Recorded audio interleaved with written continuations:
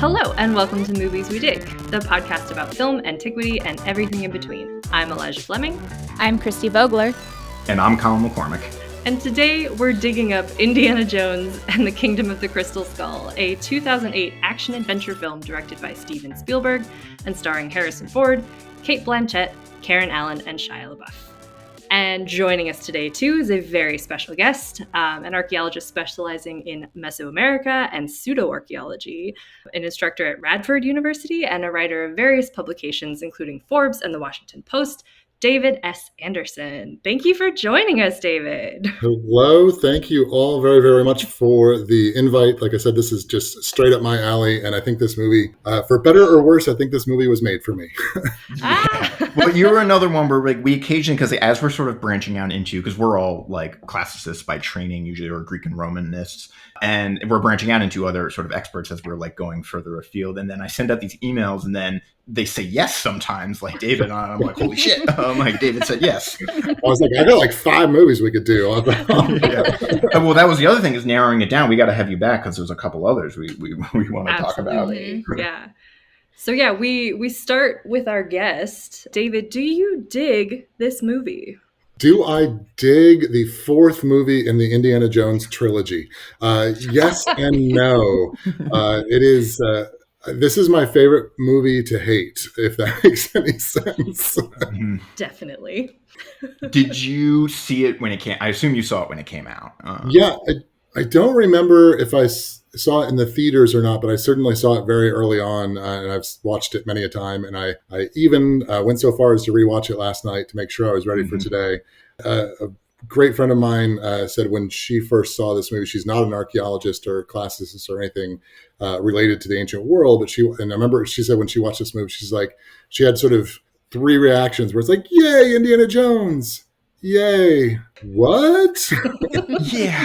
Because yes. In its so day, right. In its day, this movie was, I think the way Wikipedia sums it up very nicely, where it sort of did well in terms of box office, but was like polarized, skewing negative. Yeah. Or a lot of people watched it and were like, and I'm also just thinking in terms of like modern cinema. This is to my mind one of the first of the like legacy sequels that we're now getting more and more and more of. And there was a couple right around that, and like many of them starring Harrison Ford. Like, because there was Blade Runner, 2042, Star Wars, obviously. This idea, and then like bringing back these old.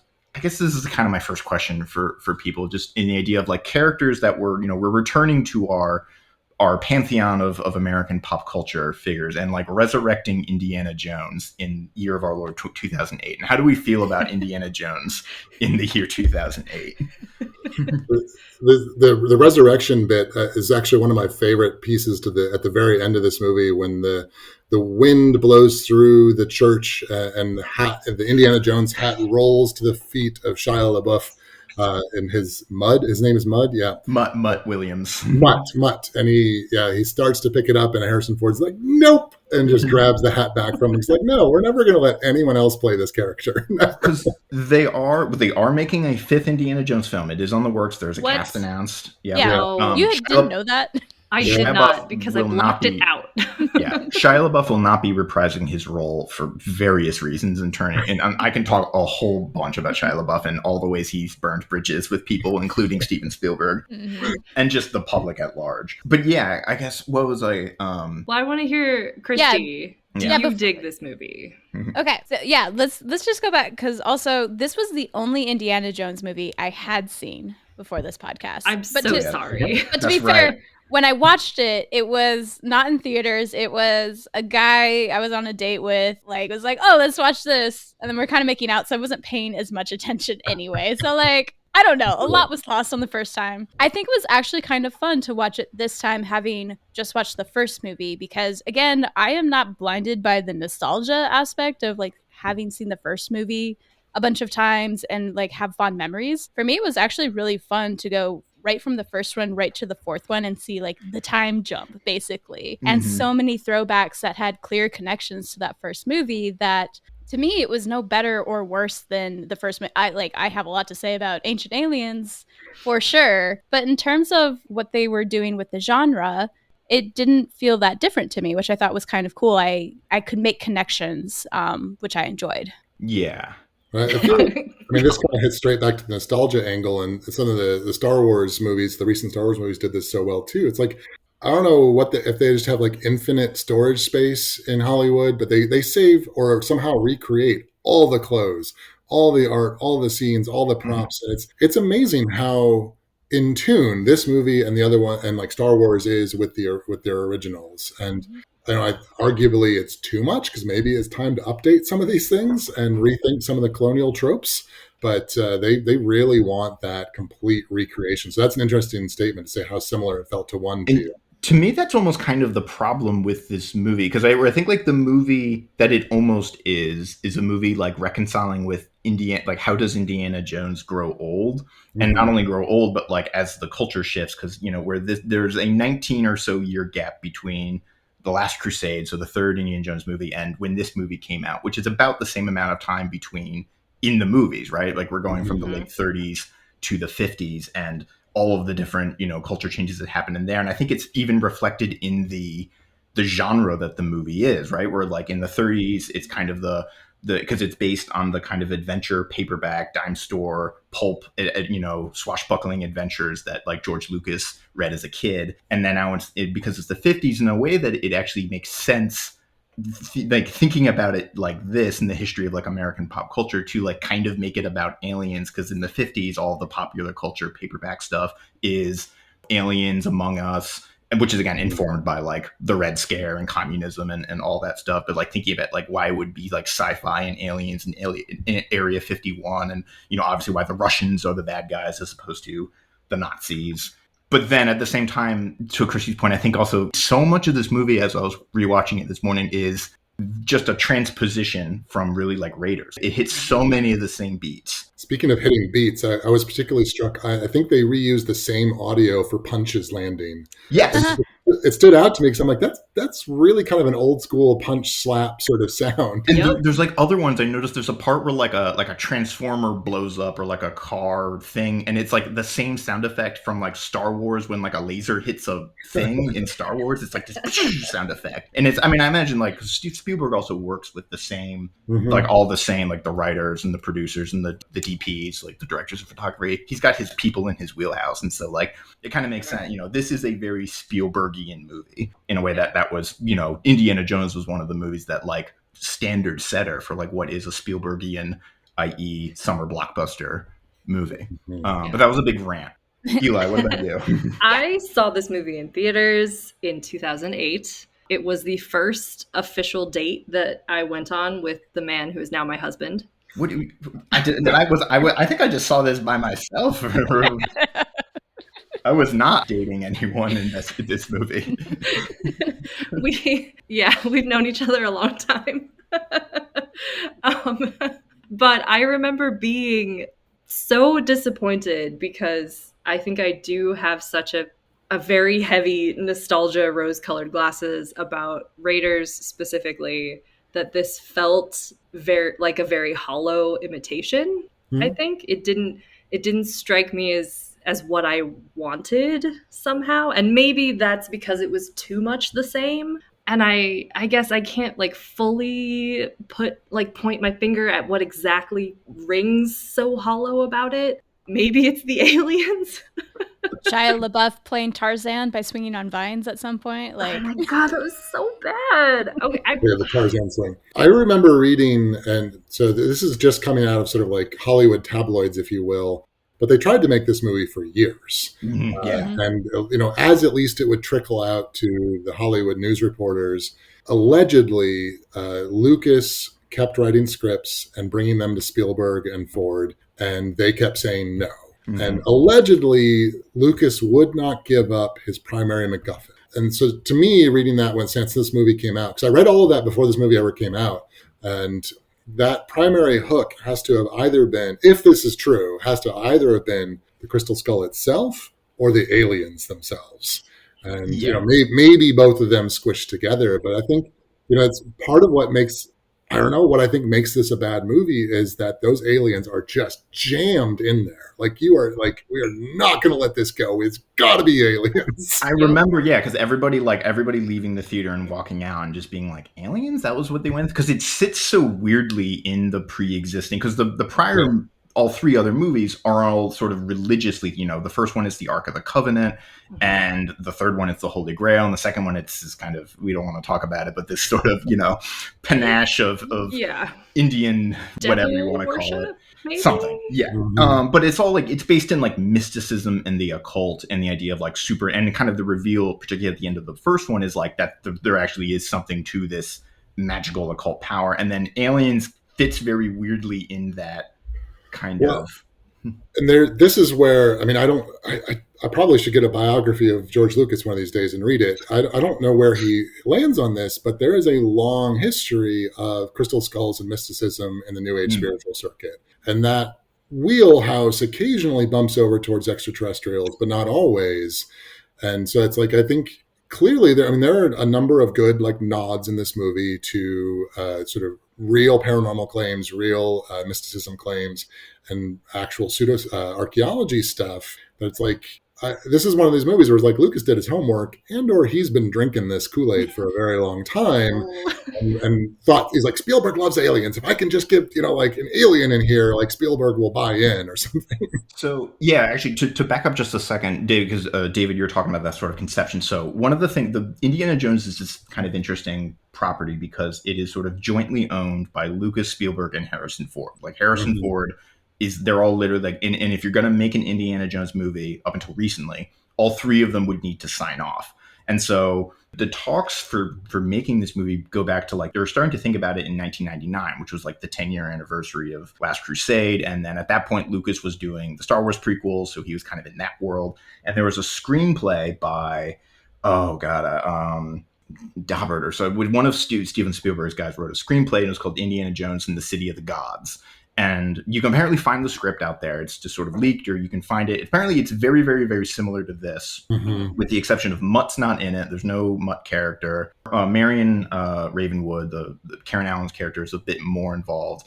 And I'm not sure if it's fully aliens, but then Lucas was really hung up on the crystal skull thing, because it was like similarly like his conceit. He was just sort of personally really interested in like Ark of the Covenant lore, which is kind of the inspiration for the first one. And then Grail lore kind of goes hand in hand with, in terms of like lost artifacts of religious import. Like, that was a big question I had at the end of the first movie when they put the Ark of the Covenant in this random huge warehouse. And I'm like, wait, this is already sounding conspiracy-like, because it's the government collecting all of these antiquities, possibly of power. And like, when I watched it in the movie, I turned to Andy and was like, is that supposed to be Area 51? Like, that was my first call. And he's like, no, it's too early for that. I'm like, okay. But then we come to the fourth movie and you get this association with like, the storyline of Indy being brought in to look at an object that is connected to Roswell and the UFO supposedly landing there. And you're being brought back to that same exact location. You get a peek of the Ark of the Covenant again.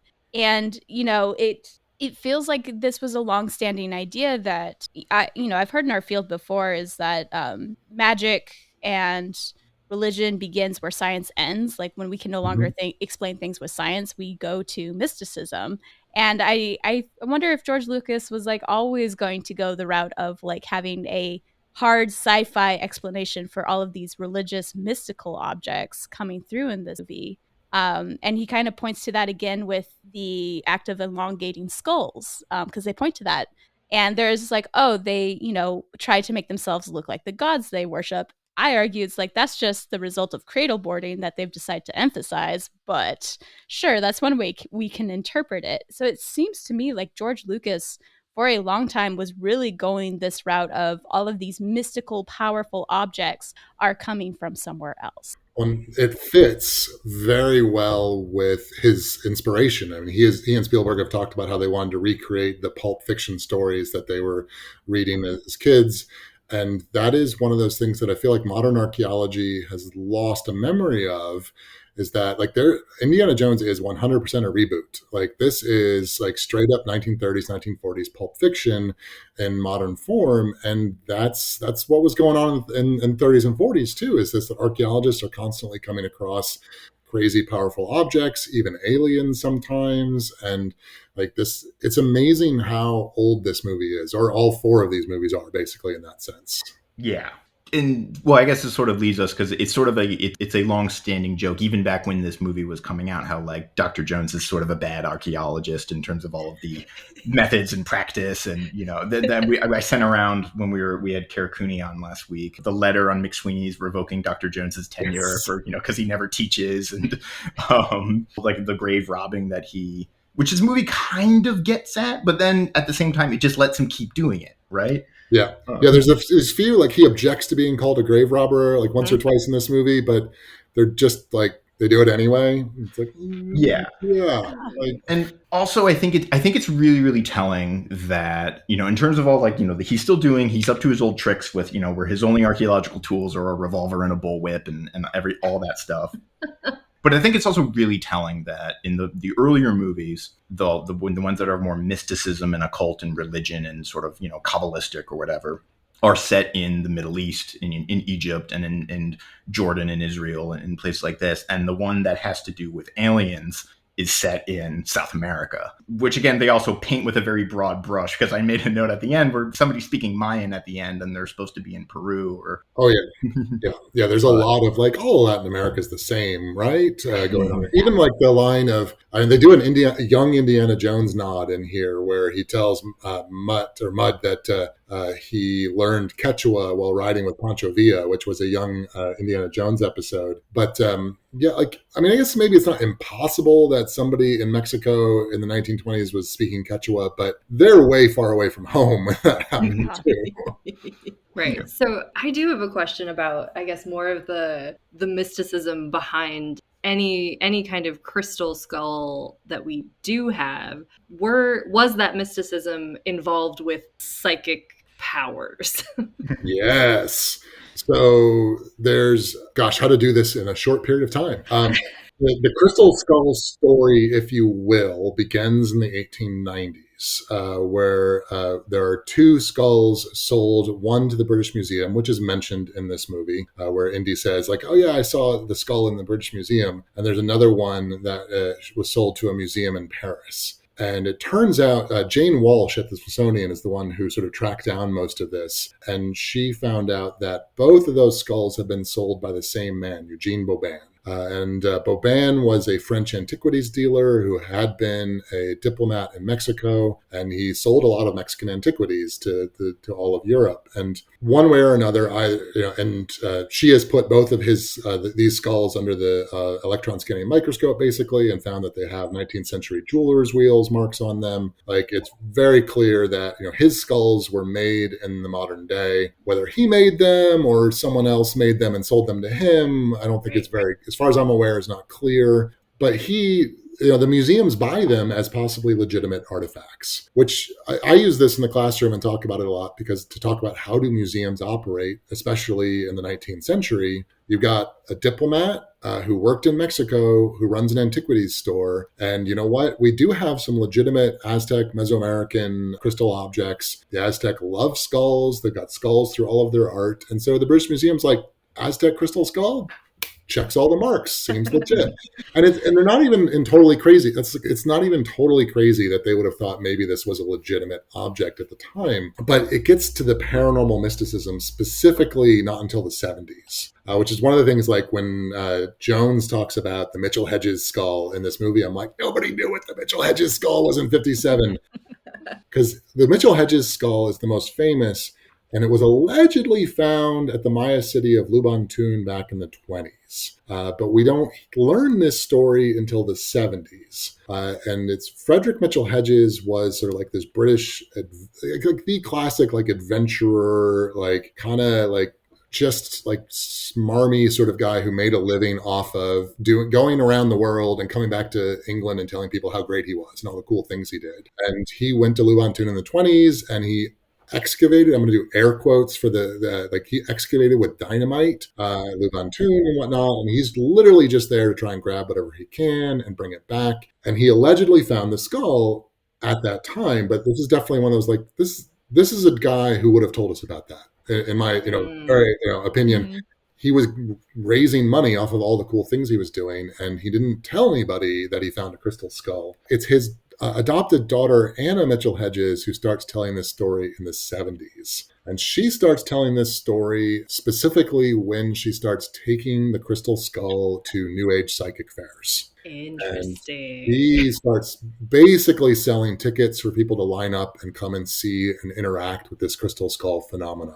I mean, there's a whole long history here, too, of course, of New Age spiritualists being interested in crystals and crystalline energy, and as well as ancient world and ancient wisdom. And so, like, the Mitchell Hedges crystal skull, which she also starts to call the skull of doom at this point, it is like a perfect object for this New Age spiritual market. Like, as it is allegedly ancient, it is crystal, and it's a skull. Like, that is just, like, you can't get better. And she starts to claim that it's prophetic and that it sweats before major world disasters and all of these things.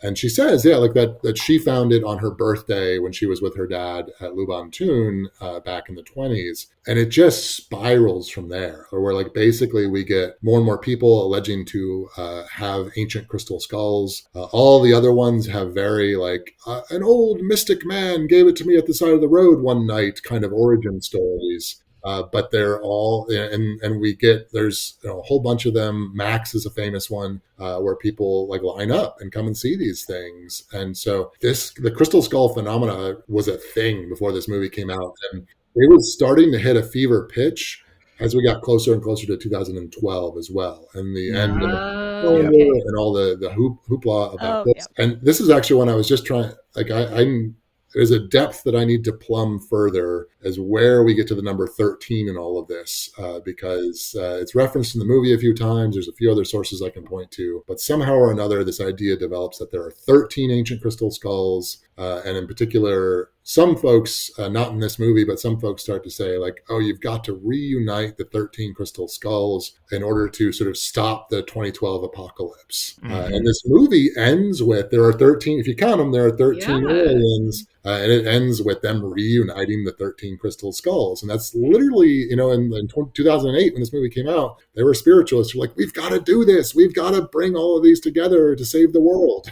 That is wild. And I've never heard that before. And this is my abridged version. I know I just went on a big rant there. No. That's why we brought you here. No, because I think the entire, like, concept of, like, a psychic weapon is a really terrifying thing, and I think that works really well with the kind of Soviet Red Scare, the MK Ultra shit, and like and the CIA and the Soviet Union were messing with psychic weaponry if they didn't get very far with it for some reason. But the same way they're like, Hitler loved collecting occult objects, or whatever. Like, he was into, like, weird historical artifacts. That part of this movie, like, really makes sense to me. And so I feel like that could have been a really interesting, I don't know, just direction that they were taking. But I hate that it's connected to aliens. Yes. And this movie hits hard to me in what I talk about as a truth fiction blur. That this, to me, goes back to an early paranormal writer, Charles Fort, who once said that there's no such thing as truth, or there's no such thing as fiction. There is only the hyphenated state of truth fiction. And this guy was, like, hardcore serious. Like, he really is, what we know of today in philosophy as a philosophical skeptic. Like, Charles Fort was like, there is no justification to claim you know anything. Like, no one knows anything kind of guy. And Charles Fort becomes a major source of inspiration for early sci-fi and early pulp fiction. And so his influence gets built into the background of a lot of those pulp fiction stories that eventually leads to Indiana Jones. And this movie does it seamlessly, where they take real historic things like the Soviet Union and the US military messing with psychic weaponry, and Francisco Orellana, who's a real, Spanish conquistador who explored the Amazon, and the Mitchell Hedges skull and the British Museum crystal skull. They put all of these very real historic nods in here, and they intertwine them with very real paranormal claims. Like, the people say these skulls are psychic. They say they are sources of information. People have said that they are aliens. Like, they intertwine all of these like real world facts and paranormal facts and blur them together, that I think it's kind of like, to me, like I said, this is a movie I love to hate, because it's like so many people are going to walk away and say like, that was a weird movie. And then like 15, 20 years later, they're like, what? Are the crystal skulls real? I don't remember, maybe. And you get like somebody not quite knowing what's going on anymore. This is a complete non sequitur, sort of, but as you were talking about, spiritual occultists and crystal skulls, and it just made me immediately think, because Dan Aykroyd, who is 100% a guy who is very much into that kind of stuff, like, you should listen to his pitches for Ghostbusters sequels, because they are buck wild of just the different kinds of, like, he kind of believes in Zool. But his vodka company is Crystal Skull Vodka. But oh my god, that makes sense now. And I'm like, okay, that's probably where he got it. And his family has a long history in occult and seances and whatnot. And so, like, the reason Ghostbusters was such a good movie is that you have a great comedian who actually knows stuff about the occult and ectoplasm and all these things. Yeah. Wild. I love that. So one thing I found interesting was like the scene where they're being chased and they end up in the library, and Gordon Child's diffusionism is mentioned. Yes. I know. And I'm like, yes, that is playing into this issue with pseudo-archaeology to begin with, is like the disbelief that, you can have pyramids in Egypt and pyramids in the New World, or however, Mesoamerican cultures. And I have a naive question, which is just for me as the non-archaeologist. Contextualize diffusionism a little bit for me. Very simply, it's the idea that technologies and ideas begin in one culture and have to be transmitted from these centers of culture to other areas. So it diffuses out, basically. And it's really problematic because, in Africa, with Great Zimbabwe as an example, is like archaeologists for a long time are trying to find evidence of migrations from Egypt, or even in as late as the 1970s, there was an archaeologist arguing that a Portuguese stonemason had traveled to Great Zimbabwe and hired himself out to the chief to build these walls. So it's very problematic in the field because it disregards a lot of civilizations that were as advanced as the ones we traditionally think of as being advanced civilizations. Which plays again into, because that's one of the main problem with Ancient Aliens theories, because a lot of it ultimately just sort of boils down to taking away people's accomplishments or saying like, no, they couldn't have done. And then Kate Blanchett says it at one point in the movie, like, there's no way these people could have even conceived of a society as complex as this. Ergo, it had to be aliens. Yeah, and Harrison Ford has the line in there towards the beginning of, like, when he's referring to Akator, technology like this will not be seen again for 5,000 years or something, he says. Aqueducts and paved roads. Yeah. Really? No one can figure that out. But. Yeah. Moving water through a channel and putting stone over our roads, beyond me. Yeah. I was very, very struck by, I don't remember all of the native peoples that died in this movie. When I watched it yesterday, it was just the second time that I have ever seen it. So I saw it in 2008 and then I watched it again last night. But I did not remember just the absolute genocide that happened. And I was like, aren't these people the descendants of the community that you're like trying to find? And it was just a little shocking to, like, even in 2008, like, this was sort of the state of what we think of as native communities in archaeology. And even then, it's feeding into this traditional idea. Like, so I teach the Spanish conquest for my History 103 class. And, like, the thing that students bring all the time is, like, well, they had advanced weapons. So, of course, they're going to beat this warrior society that only has obsidian blades and other tools. And it's like, okay, first of all, do you know how long it takes to reload one of those guns? Its aim sucks. And, like, these people are trained warriors. You don't think like their technology can't compete to some extent with that. Like it's just the assumption it's always been a bloodbath when you pair European advanced technology against indigenous forms of combat and fighting. So it's just kind of further feeding that belief as well. My thought is it exists, to my mind, it exists because it's evocative of the first very iconic scene in Raiders, right? It's like that same imagery of him running down the hill and all of the, people behind him chasing him with slings and bows and arrows and stuff like that. And then, but it kind of, it introduces this whole like web of complications in the movie, not only because like the genocide and the sort of like very casual way it sort of treats that. And it just in terms of like who these people are and what their relationship is and like what is going on and like what is this place. And we kind of joked about in Raiders how like the structures that Indiana goes into make no sense of like why would anyone have built a thing like this unless they were planning on setting up an action set piece for a Steven Spielberg movie, right? Like there's no logical reason why he would build this like weirdly elaborate gear system or something like that, or like a room that fills with sand. Yes, that you have to knock the statue heads out of so the sand can pour out, and that opens the door. I don't even know how that like functionally people works. Like crawl out of the stonework. Like there's all these like stone faces, and then they crawl out of it. And like cool shot, but it's like were they just waiting there? Yeah, where then like how long were they in there? Like what? But we can just do a Deus Ex Alien. They're aliens. They could just get in and out their own way. Yes.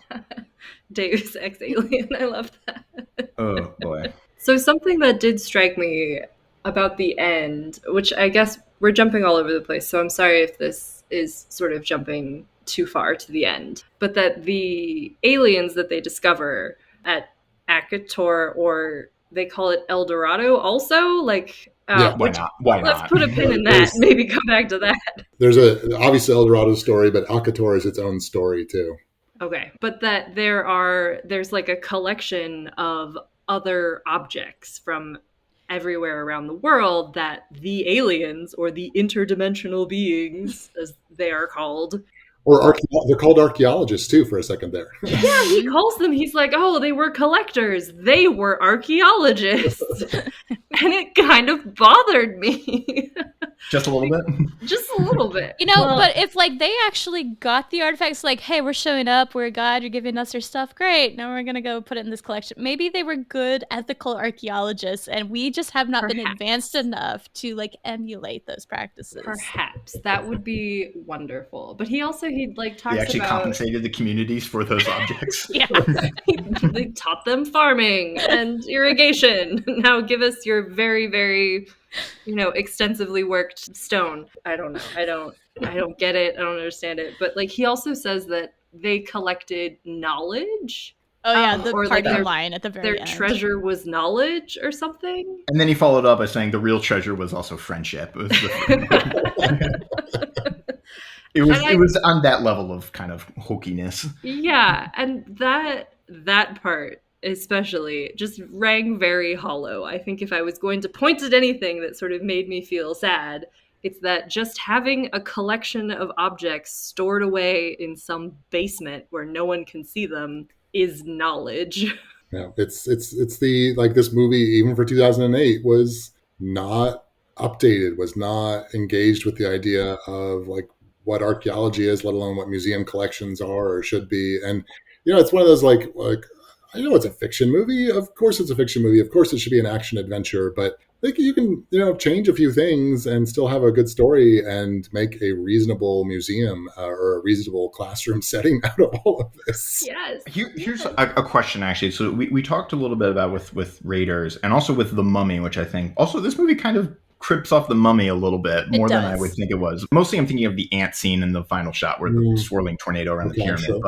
But anyways, like, we talked about in those movies how the movie can kind of have its cake and eat it too by having this sort of adventure archaeologist, gentleman explorer, looter, because also it's set in the 20s or the 30s or whenever, when this sort of was, albeit exaggerated and fictionalized, but was like sort of the spirit of the time. But when we set it in 1950, as we get closer to our own time period, I feel like that becomes harder and harder to do. I don't know. I wanted to hear what people thought about like this movie being set in the 50s vis-a-vis the archaeology in the movie, such as it is.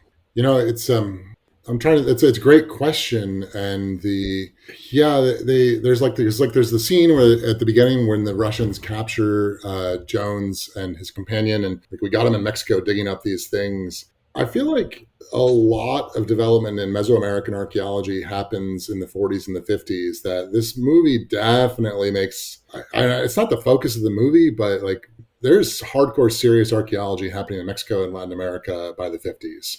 A lot of it. And this movie definitely makes it look more like, yeah, there's a couple of random dudes running through. Whereas, like, if you compare it to the earlier movies, and now all the early movies are blending in my head, but you have large-scale excavations being depicted and teams of people working together to excavate sites. And this is that is all cut out of this.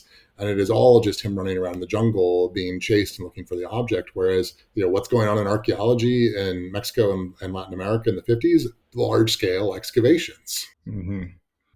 Or even just like the closest we get probably to like a genuine, like maybe the most Indiana Jonesy as an archaeologist scene is when he goes to find, I forget his name, but the conquistador's tomb, right? Where, yes. and this is where like even the logic of the plot, like I have to really struggle to think about like what was actually like, where was the skull and it came from where and ended up here?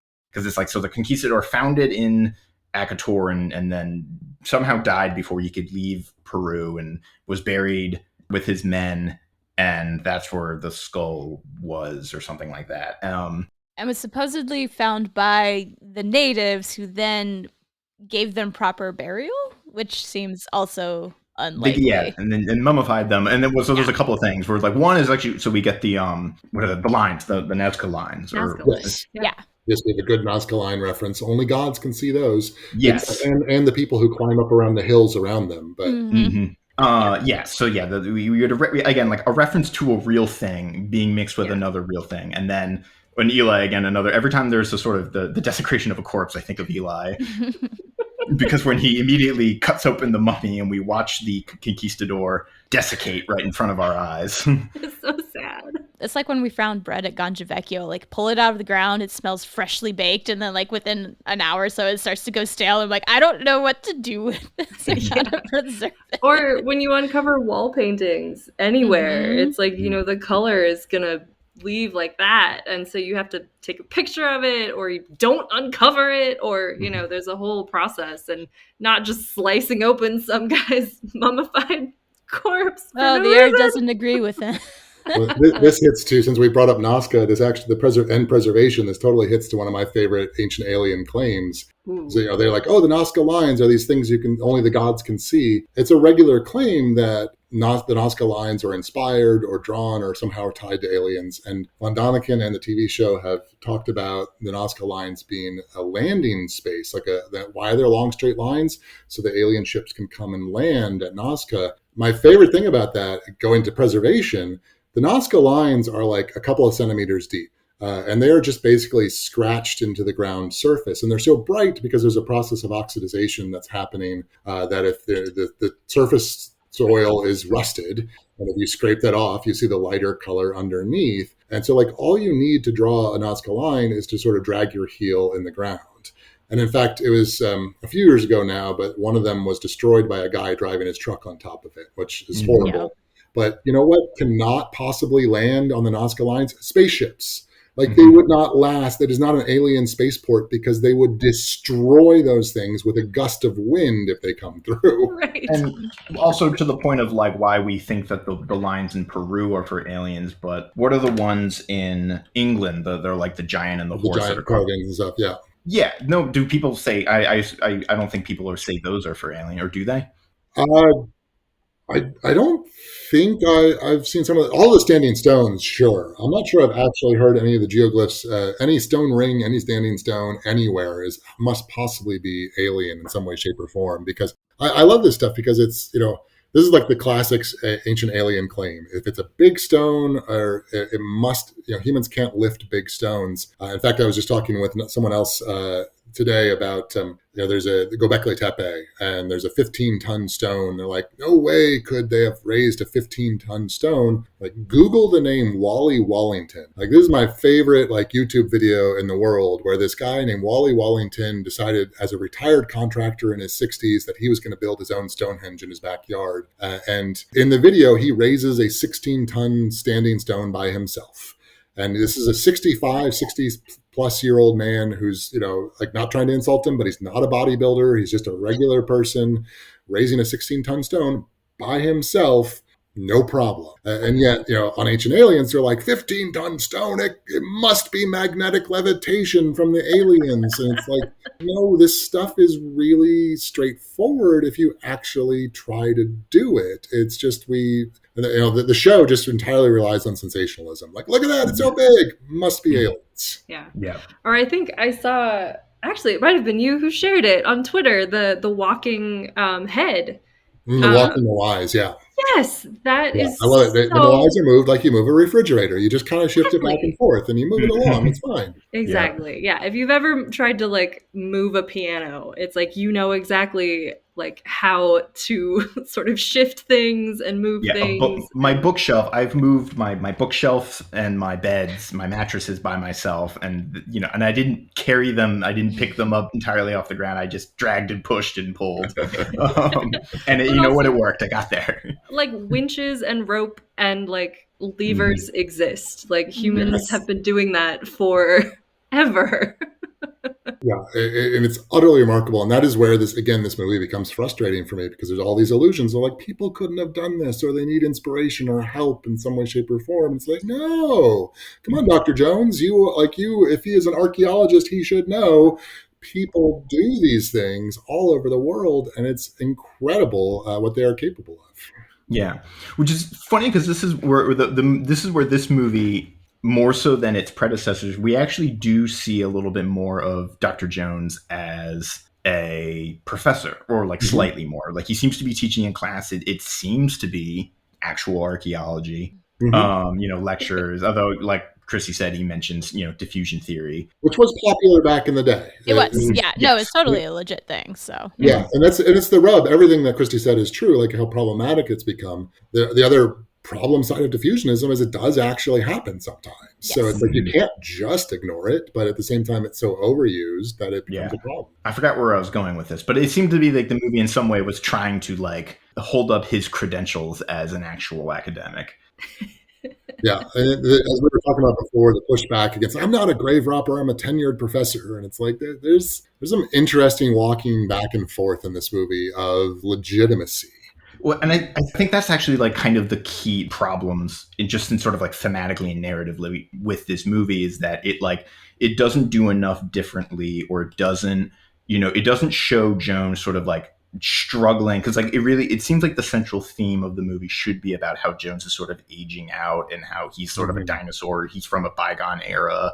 He's out of, they don't do it like that anymore for good reason, or like, and that the Mutt Williams character would come in, would inform that of kind of, but the movie doesn't really go into that or doesn't question that at all. He's just kind of like, he's still doing the same stuff. And I think that's really where the movie kind of falls apart at sort of like I said, a thematic and narrative level, where like it would be more interesting to see Jones like having to, like, the field has moved on, and also maybe I have moved on as a, now a 60-something year old professor, or however old he was when this movie was filmed. Something like he was 66 at the time, but the character was supposed to be 57.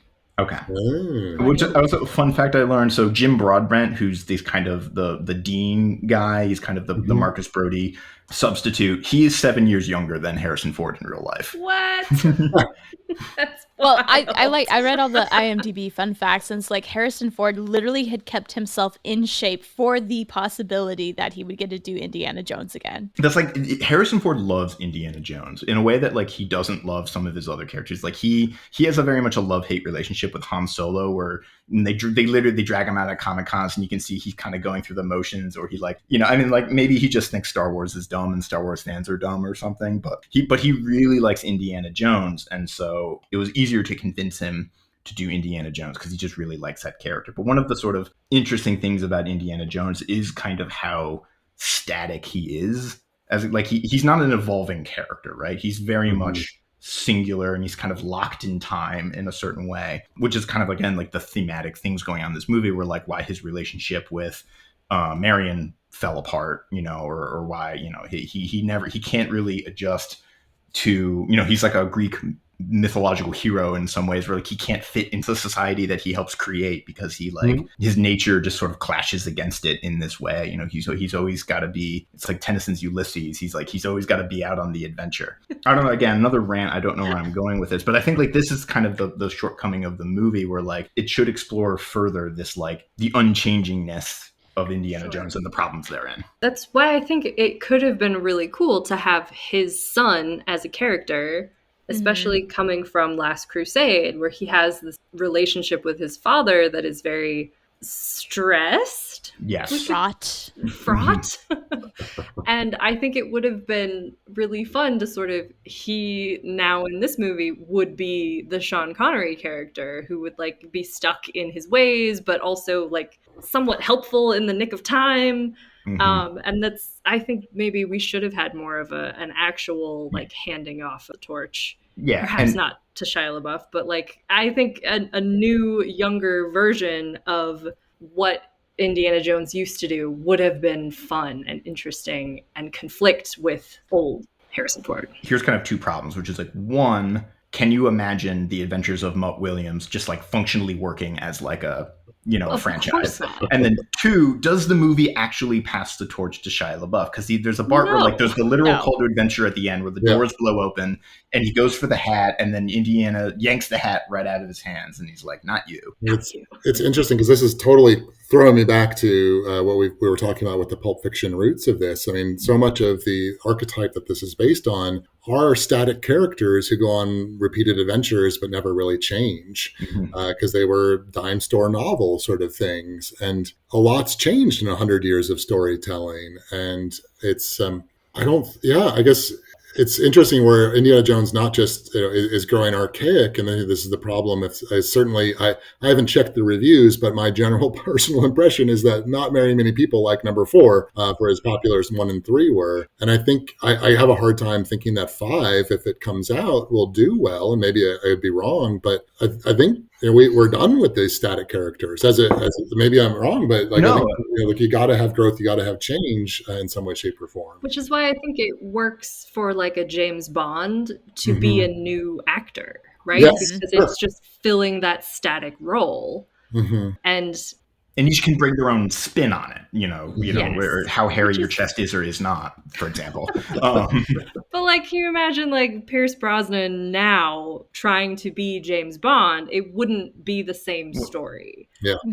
To the James Bond point also is like Indiana Jones is also like his identity is he's like an aggressively masculine or a like very macho version of American masculinity. Even he's like sort of his shirt is torn, he's punching Nazis, he's kind of the everyman, and we were talking about in the first movie how his foil is Belloc, the kind of aristocratic French archaeologist who's, slimy and suave and erudite or whatever to Jones's sort of rugged everyday American man. And that, kind of a hero is like not only static and resistant to change, but also is just, we as general movie going audiences in 2020, like are not, so we're not lining up to see those. I mean, some people are, but they're also, like Proud Boys. But that thought brings me to like, why is Harrison Ford attached to that character as opposed to Han Solo? And to me, it seems like he perceives it as a character who does go on adventures, but is using intellect at the same time. And I think for a period of time, that is what, we could think of intellect looking like, but it kind of does, it's absent of a lot of critical thinking, which is how we think about intelligence and academics today, at least we try to. And the Indiana Jones is not a critical thinker a lot of the times. The intellect or like the intelligence of Indiana Jones is being able to speak every language or read ancient texts on the fly, knowing Quechua serendipitously or something.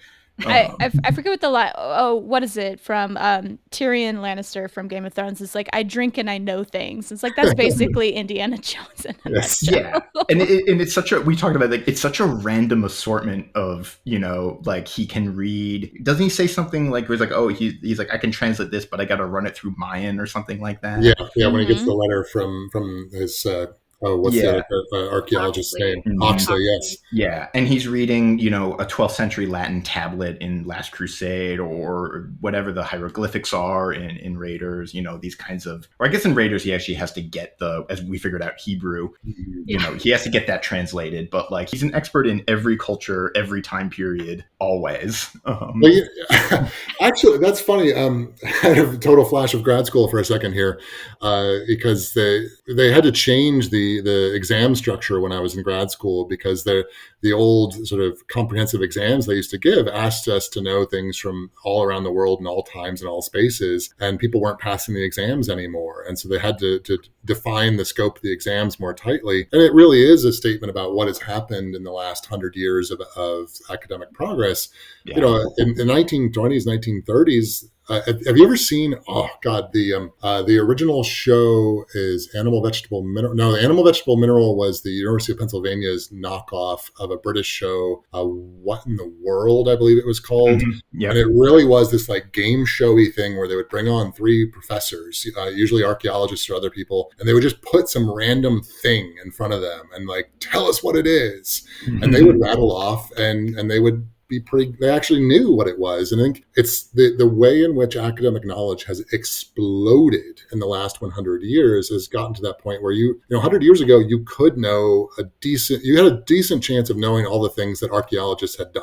Now, oh hell no, you can't even, like, one person cannot possibly know all of those things. And I think that's where, like, they didn't age him appropriately over those 20 years. Like in the 30s, he could have kind of been that person, but that should be falling out by the time you get to the 50s.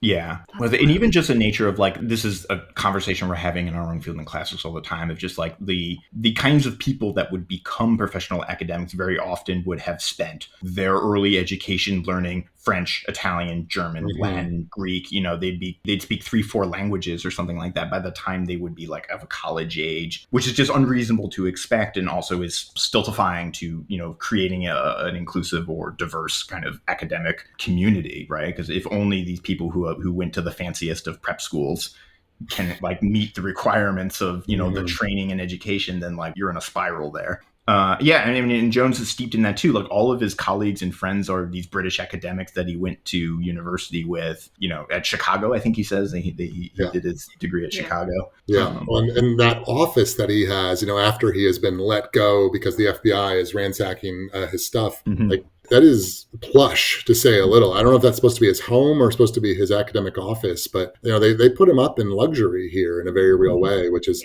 to get back to the ancient alien conspiracies, it's the classic, like, you're just trying to protect your position in the elite. I'm like, no, I'm trying to protect my, like, minimum, not that I have a minimum wage job now, but archaeologists don't, like, roll in money. That's Jones does. Because he sells antiquities to museums. Yes. Which is not what we can do anymore. Yeah, the line of conspiracy theories that that academia or whoever would be protecting or guarding all of these secrets, or all the that we've got all these artifacts in the basement that totally disprove all the theories or whatever, which is like, why would we have no vested interest in maintaining the status quo? I feel like, I've been like screaming at my students, trying to get them to like think about things that are theories now. Like, I'm showing you all of the theories that we do have and all the materials that we do have, and nobody wants to hear. I was just teaching a myth class this past semester, or a mythology class, and like one of my main things is like, I just want you to like think about a story. And I think about constantly, there's a robot chicken scene where it's a spoof on Luke in the cave with Yoda, and like Luke goes down into the cave and he fights like Darth Vader that ends up being himself under the helmet, and he comes back to Yoda and he's like, what was the point of all that? And Yoda's like, to make you think. And he's like I was fighting myself. He's like, to make you think. And like, that's just like, that's like my pedagogical theory right there. It's like, what was the point of it? To make you think. But I don't know. We've gone down 3 levels of waterfall from where we started. Drops 3 times. Drops 3 times. 3 times. Yeah.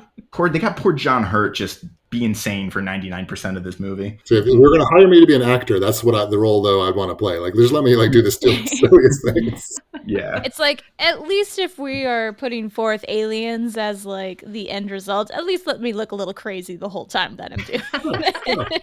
I mean, also, again, like, in addition to the, like, just sort of plot confusion I have about, like, where the crystal skull, like, was and wasn't and how it ended up there and why it needs to go, like, why it needs to go back and why everything's set up all pretty, it's the temple's set up like the skull never left. Like, somebody would have to have gone that way, but all the way they're going looks like nobody's ever gone that way. But anyways, in addition, beyond all of that kind of plot holy stuff that I could sort of pick and pry at, is just like, why would the aliens give a shit about any of this? Yeah, it's there's so much of, and they almost reverse it here, but so much of the classic ancient alien narrative tends to go towards these ideas of they're bringing wisdom and knowledge and spreading wisdom and knowledge to humans. Sometimes, depending on which ones, some of the early Eric von Däniken, they're actually creating humans by space aliens having sex with the proto-humans. Like, there's this inherent assumption that like there's nothing more fascinating in the galaxy than a bunch of non-hairy apes on this planet that aliens would want to pay attention to and interact with. We haven't gotten to, and I should say, just like there's the central piece or plot piece in this movie that trying to find the lost city of Akator, as they call it in the movie, is literally tied into ancient alien lore itself, not as Akator, but of Akakor. Of like, this is a story from the 70s that the movie was sort of partially based on, that a German journalist was allegedly told by an Amazonian native that there was this lost city out there that was built by aliens and whatnot. And I've never gotten a copy of this book. It's Carl Brugger's Lost City of Akakor or something like that. And it's hundreds of dollars on eBay because there aren't very many copies out there. But it was a small book that I don't think sold a lot of copies or did a lot of good, but Eric von Däniken, after his success in '68 with Chariots of the Gods, starts writing more books, and he hears about this and he goes and tries to find the tunnels. This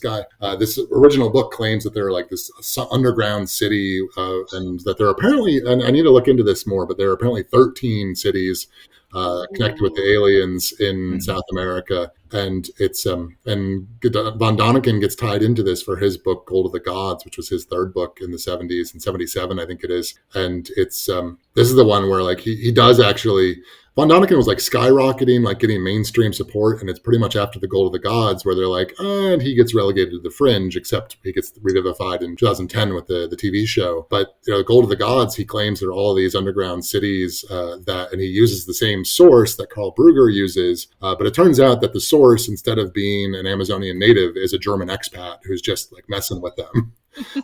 And so it's like this whole thing is literally sort of a repeat of these various different ancient alien and crystal skull claims, but packaged up as Indiana Jones, which totally, like you said, Colin, that there was an earlier script called City of the Gods, which just anytime anybody uses the word gods, I'm like, oh, wait a second, you're talking aliens, aren't you? You mean aliens.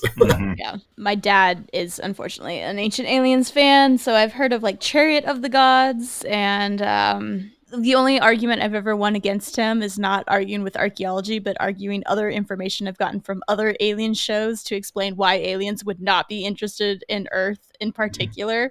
And it's very disheartening for me sometimes. I should say while I'm here is, this is one of my shticks. I research, talk about, write about, present about pseudo-archaeological claims. And it's definitely common for people to be like, why are you bothering with this? It's not that big a deal. It's not that important. Ancient Aliens they're in like season 18 now, and they still get like 1 million viewers an episode, as I understand. And apparently that's bad as far as TV goes, but that's way more people than come to my talks. And the most recent survey data I have was from 2018. It's not been redone since the pandemic, unfortunately, but has 41% of Americans saying that ancient alien contact is real.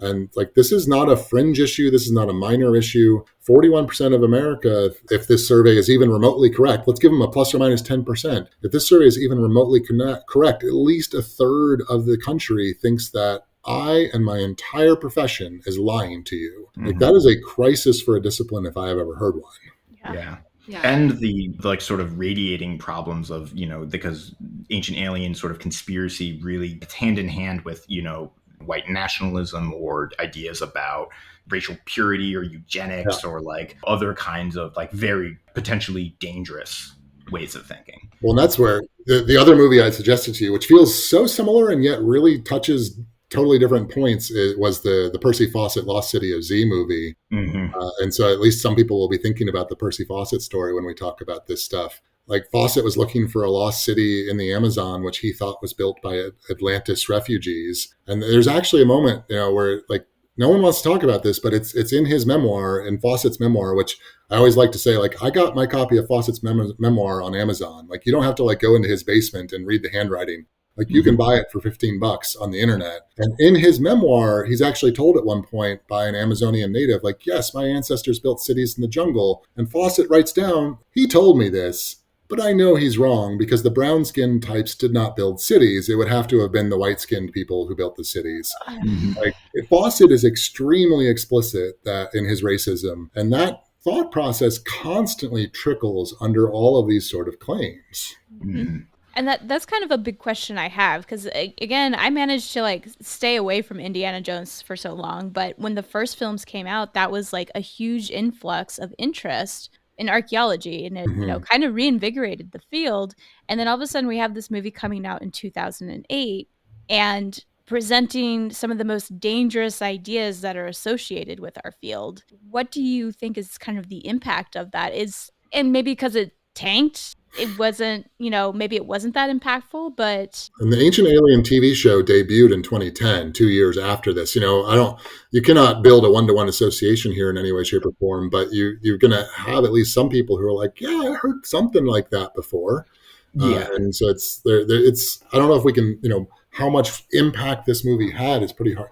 This is actually a central question that I have. And since I'm leaning more and more pop culture in my own research, trying to measure the central impact that any piece of pop culture has is really, really hard. And yet at the same time, it obviously has impact. Mm-hmm. I asked this, I think, when we were talking about Raiders, in terms of, all of the sort of the problematic aspects of the first Indiana Jones, like before you even get to the alien stuff, of just the way he conducts archaeology and his relationship to these cultures and their material culture and what American and European people do with these things. My question was like, what's the relationship? Like, how much is this a reflection of just the kind of popular understanding of this kind of thing, and versus how much is it actively building it? And I don't really have an answer to it, because it's a they both feed into one another in a way that I'm not sure you can totally extricate from each half. But it is, I think it's an interesting thing to think about this isn't coming from nowhere, right? Like, this is building, probably Lucas, and probably mostly Lucas, is thinking about, these kinds of pseudo-archaeology and spiritualism and trends going in the 60s or the 60s and 70s and things like that, which are informing this. He's pulling it from kind of waves in the air, such as it is. But at the same time, when it ends up in a movie that grosses $790.7 million, which again, also in Hollywood blockbuster is not bad, but not amazing. Pretty good. In the same way that Indiana Jones, for every future archaeologist that signs up for an archaeology class or an Egyptology class or whatever it is because of Indiana Jones, is there the dark side? They're Belloc, signing up for YouTube channels, QAnon here or something. Yeah, exactly. Yeah, they join the Ancient Aliens conspiracy train or whatever. And I get students every semester who come and want to ask about it or have heard about it and want to know and they're the ones who are willing to approach a professor and say, what do you think about this stuff? Or what do you think about this? And that's either incredibly bold. And I've definitely had some hardcore believers who I would say were incredibly bold and wanted to talk to me about it. And I've had a few who are maybe on the fence and they're like, I don't know what to believe and where to go. But it's one, I've talked about this elsewhere before, but I mean, I get it. I mean, when I was the whole reason I'm here really is when I was 18, I bought one of Graham Hancock's books, which is not Ancient Alien, but it is definitely pseudo-archaeology about a lost civilization that the Academy is too stuck up to admit exists. And he's still on that train publishing books about that now. And it's like, I get it. Like, it's there. I loved that book. And then I started taking archaeology classes and I was like, oh no, everything he says in that book was like totally, completely ridiculous. And yet It also it also reminds me is why we need to have conversations like this, and why we need to talk to people, and why we need to reinvigorate an idea of expertise. Because when you're only casually interested in something, it's pretty easy to get sort of hoodwinked or pulled off to the side, or someone might sound authoritative but not actually know what they're talking about. Yeah. I think that sort of leads me to, since we're hitting like an hour 10-ish, I have kind of a wrap-uppy question, if that sounds good to everybody. Sure. What do you guys think are some best practices moving forward to combat this type of pseudo-archaeology in our field? And I'm sure, David, that you get that question all the time. But I feel like it's maybe important for even, TAs, who have discussion sections to be able to maybe have a best practice response or plan when these students come from things like Indiana Jones or Ancient Aliens. I get out my alien crystal skull and I mind control them remotely. that works like a charm for me. I don't know what you all do. I love having, it's like I don't just like critique this stuff or yell about it on social media. Like, I mean, I read it and I love having all of these like off the cuff text on my shelf in my office, because I've literally had students walk into my office and say like, yeah, I'm interested in this stuff. And I remember one student in particular is like, oh, yeah, Zachariah Sitchin, you've got Sitchin on your shelf. That's great. I'm like, yeah, I do. There's this definite, these guys thrive off of the idea that the academy is ignoring them. And so I think we should not ignore them. Like, and there's a very fine line here of giving them airtime and talking about their ideas that would, in a sense, promote their ideas. I try to avoid that. But I think it's very clear, or it's very important to me to be able to say, like, you know what? Yes, I have read Von Däniken. Like, yes, I have watched the Ancient Aliens show. Like, not every episode, because good God, there's a lot of episodes, but we can't ignore this stuff and we can't dismiss this stuff. And which is hard because we don't want it to waste all of our time either, because it's ridiculous. And the claims that they're making is usually so easily debunkable. And it's why I wanted to come on an episode like this. This is not a fact issue. Like, it is so easy to debunk ancient alien claims. It's ridiculous. It's also exhausting. But we need to be able to debunk them, and we need to continue debunking them. But this is a culture conversation. And so I think, when students come to me, the most important thing to me is to be open about it and say, like, yeah, I've read those books. Yeah, I know those ideas. Let's talk about them. Like, what's good about them? What's bad about them? And not to just say, like, oh my God, you can't believe you watch Ancient Aliens. Like, I make my principles of archaeology class, I make them watch Ancient Aliens. And we talk about it afterwards and say, like, hey, what are they saying? What are they arguing? What's their evidence? How are they interpreting this?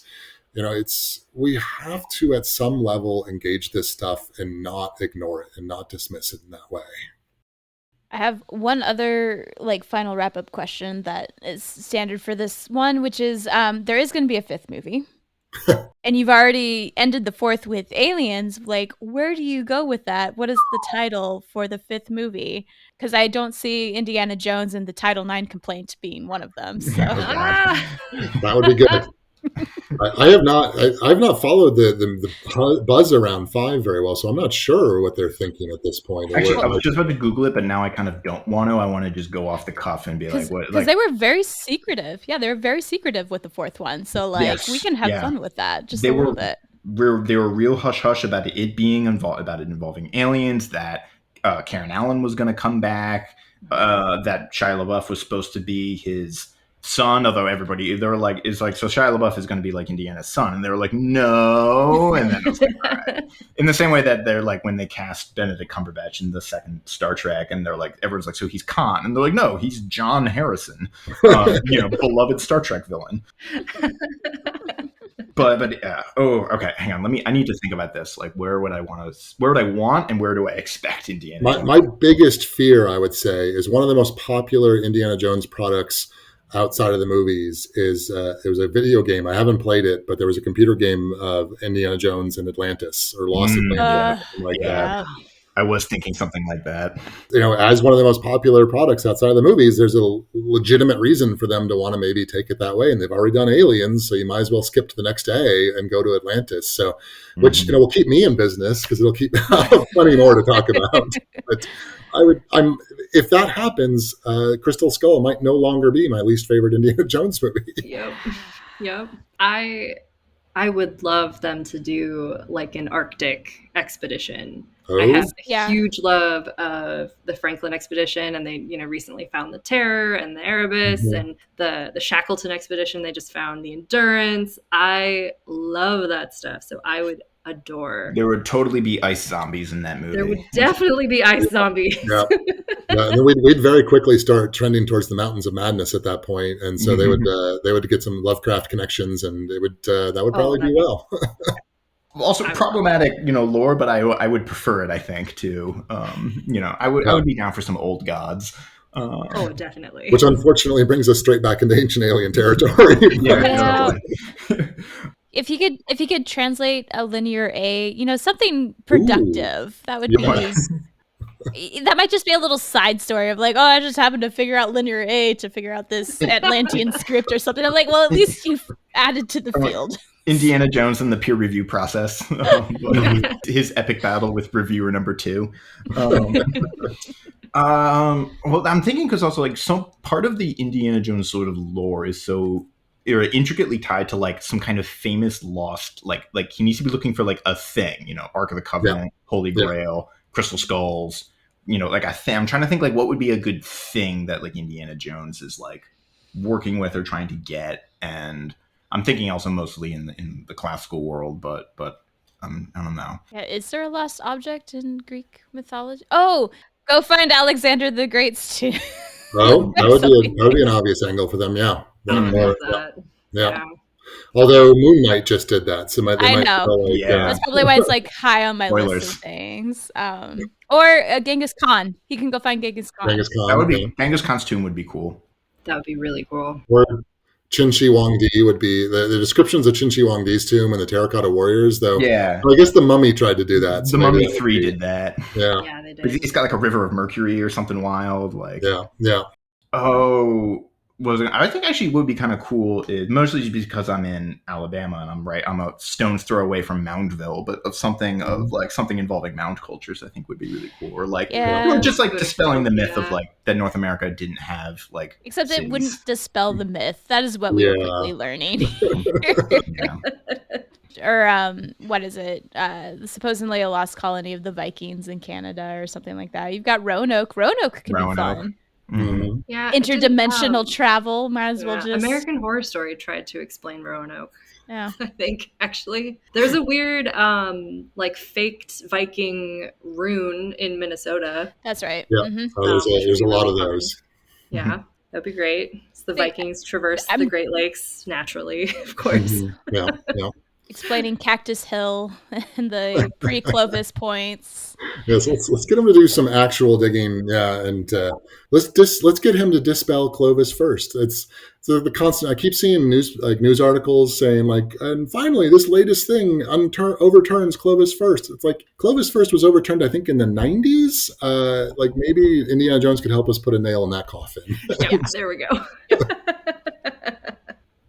So are there any, just before we kind of close it up, are there any like scenes or moments from the film that someone really wanted to talk about that we didn't get to? There is, I know this is sort of out of context at this point, but I do love when Jones first picks up the crystal skull and he notes that it has no tool marks on it, that it's carved against the grain, and that it's a single piece of quartz. Because these are, like he says, these three things, and these are these are specific references to the Mitchell Hedges skull and the claims that are made about the Mitchell Hedges skull. And I particularly love like the whole carved against the grain thing is great, because what the intention was with the Mitchell Hedges skull was to say it's impossible, or it's, oh my God, like it's so hard, humans couldn't have done this, except quartz crystal doesn't have grain, and so it's not even a real concept. That it could have like had, and of course now in the movie it's an alien skull anyway, so I would hope it doesn't have tool marks on it. But it's like there's so many like specific nods in this movie to actual paranormal claims. They did their homework. It's like gluten-free potatoes. Yeah. Great. Okay, that brings me to it's Indiana Jones in the multiverse, where he comes to our reality, where real archaeology is done, and none of these mysteries are mysteries. concept. I am like there. I would pay all the money in the world to see that movie. Yes. Like Dr. Jones, like let's watch him try to actually use a trowel. That would be Yes. like, no, fill out paperwork. Like, let somebody get Jones off the site. It's a feature. I need you to measure it and shoot it in with the datum. You can't check a gun on an airplane. I'm pretty sure you couldn't do that in the 50s either, but maybe you could. I don't know. I would just say, like, this is not original. I think David Ehrlich, who's a critic for IndieWire, pointed this out, but that there was kind of like a very great like bit of symbolism in like the first opening action sequence where Indiana Jones goes into the model town and where the nuclear American family is nuked by a visual nuclear bomb, and like the symbolism that you can read into that, which I think is kind of great as like a great bit of meta commentary. But I hated that entire sequence. There was no reason for that to happen. I was like, I thought it was kind of fun. I was very confused for a moment. Nothing to do with anything else in the movie, and I hated that. And I kept thinking that one Russian henchman kind of looked like Putin. But yeah. I wonder if that was intentional or not. But that was the one moment Andy walked into the room I was watching, and he's like, he would be dead like a million times over. It's like, you forget about plot armor. Like, obviously, Yes. you can survive a nuclear blast via a lead-lined fridge. And walk away. And walk away. Oh, yeah, just walk away. It's fine. All right. In that case, I think unless anyone's got any final plugs, I think we can call it there. David, once again, thank you so much for coming on the show. We really loved having you. Well, thank you very much for the invite. I absolutely love these sort of things, and I hope you will bring me back at some point to talk about the like dozen other movie ideas. We would love, guests, open door. If there's anything you ever want to talk about, just shoot us a line, and we will find a time for you. Lost City is Zed, down Road to El Dorado, down all that stuff. Particularly because I don't know anything about that.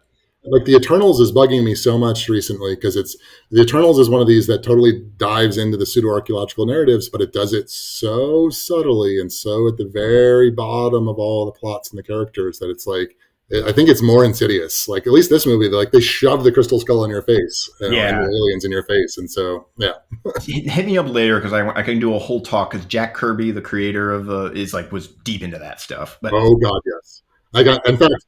Actually, let's just push it now because it's coming out this summer. I have a book chapter on pseudo-archaeology themes in comic books coming out this summer.